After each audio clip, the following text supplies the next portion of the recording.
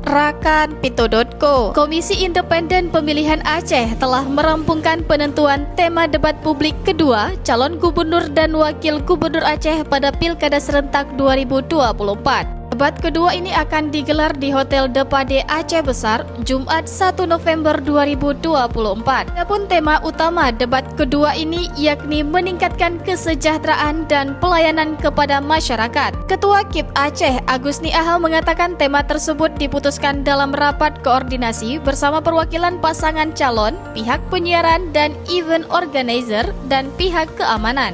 Topik yang diangkat dalam debat kedua Cagup-Cawagup Aceh nantinya meliputi menuju Aceh yang sejahtera dan mandiri serta mewujudkan pelayanan publik yang unggul dan berkelanjutan. Ruang lingkup topik meningkatkan kesejahteraan masyarakat adalah investasi dan peningkatan ekonomi rakyat, optimalisasi pendapatan Aceh dan lingkungan sosial, budaya, dan olahraga. Sedangkan subtema debat kedua Pilgub Aceh meliputi mewujudkan tata kelola pemerintahan Aceh berdaya saing global dan meningkatkan pembangunan dan pemberdayaan masyarakat.